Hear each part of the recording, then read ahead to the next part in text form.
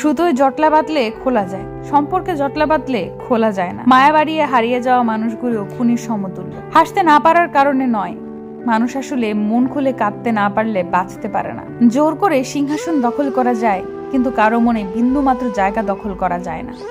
যে মানুষ অন্যকে ঠকাতে কিংবা কষ্ট দিতে জানে না, সে মানুষটাকে খুব কৌশলে ভয়ঙ্করভাবে ঠকানো হয়। নিজেকে ভেঙে যাকে গড়তে চাইবেন, সেই আপনাকে পুরোপুরি ভেঙে চুরমার করে দিয়ে চলে যাবে। যে মানুষগুলো বলেছিল তোমাকে ছাড়া আমি অসম্পূর্ণ, সেই মানুষগুলোই এখন আমাকে ছাড়া পরিপূর্ণ। এখন ছেলের সাথে মেয়ের বিয়ে হয় না, এখন টাকার বস্তার সাথে আটার বস্তার বিয়ে হয়। দেহের কাটা সহজেই তো মোছা যায়, অন্তরের ক্ষতের দাগ অন্তরে রয়ে যায়। যার কাছে তুমি নিজেকে যত বেশি প্রকাশ করবে, তার কাছে তুমি প্রয়োজনের থেকে বেশি অবহেলিত হবে।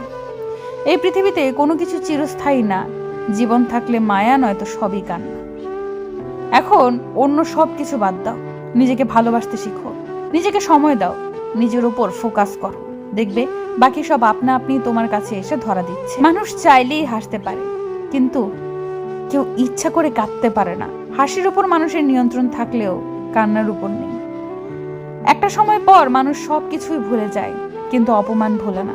অপমান যত ছোটই হোক না কেন, মানুষ তা ভুলতে পারে না। মধ্যবিত্ত হয়ে জন্মানোর চেয়ে ফকির হয়ে জন্মানো ভালো। ফকিরদের অভিনয় করতে হয় না, কিন্তু মধ্যবিত্তদের প্রতিনিয়ত সুখী থাকার অভিনয় করে যেতে হয়। সবচেয়ে লজ্জার বিষয় হচ্ছে, আমার অনেক কষ্ট হচ্ছে কথাটা কাউকে বলা, অর্থাৎ নিজের যে কষ্ট হচ্ছে এটা বোঝার মতো নিজে ছাড়া অন্য কেউ নেই।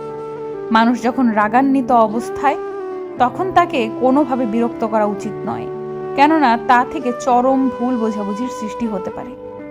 কতটা ক্লান্ত হয়ে গেছে জানো?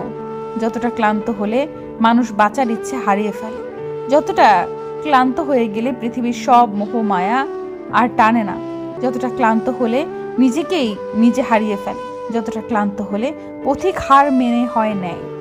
আমি ততটাই ক্লান্ত হয়ে গেছি। কারোর জন্য অপেক্ষা করাটা বিরক্তির না, বরং আনন্দের। কিন্তু সাথে অপেক্ষার পরেও তার সাথে দেখা না হওয়াটা কষ্টের। তোমাকে ভালোবাসার মতন ভয়ঙ্কর দুঃসাহস করেছি, এইটুকু শাস্তি তো আমার প্রাপ্যই ছিল।